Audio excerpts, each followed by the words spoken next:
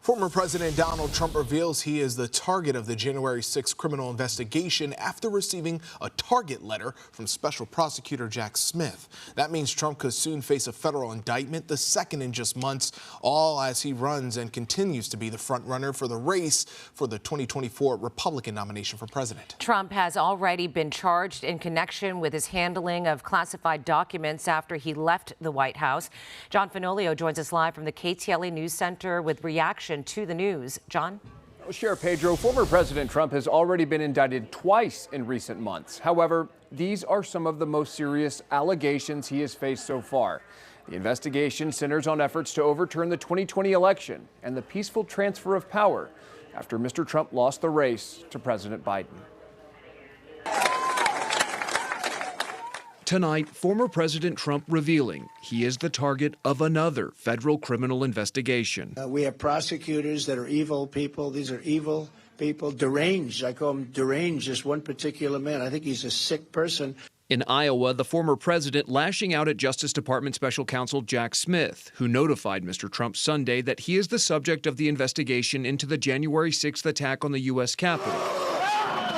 Smith has been investigating Mr. Trump's alleged attempts to interfere with the transfer of power after losing the 2020 election. Mr. Trump posting on his social media platform Tuesday saying he received a letter from prosecutors Sunday, quote, stating that I am a target of the January 6th grand jury investigation and giving me a very short 4 days to report to the grand jury, which almost always means an arrest and indictment. A number of Mr. Trump's current and former allies have already been interviewed as part of the January 6th investigation, including his daughter Ivanka Trump, her husband Jared Kushner, former Trump attorney Rudy Giuliani, and former Vice President Mike Pence, who is now running against the former president for the 2024 White House. President Trump's words that day were reckless.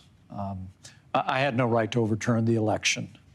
President Trump was wrong then. He's wrong now. With regard to the prospect of an indictment, I hope it doesn't come to that. But the former president's staunchest supporters in Congress are defending him. It's time and time again. I think the American public is tired of this.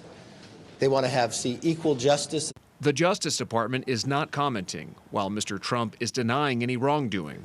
Democrats say they're not surprised by the possibility of another indictment. No one is above the law. He has a record of lying and cheating, and it's catching up with him now. Special Counsel Smith is also leading a separate investigation into Mr. Trump's alleged mishandling of classified documents at his Mar-a-Lago estate.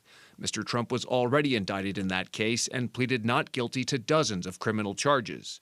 Additionally, Smith is investigating alleged efforts by Mr. Trump and his supporters to overturn election results in states such as Michigan, Wisconsin, Nevada, Arizona, and Georgia. All right, as for what happens next, Mr. Trump says federal prosecutors gave him a Thursday deadline to testify before the grand jury. Now, it's not clear that he will cooperate. If an indictment is handed down, it could come as early as Friday, at which point we should know the precise charges the former president is facing. I'm John Fenoglio. Sheriff Pedro, back to you. John, thank you.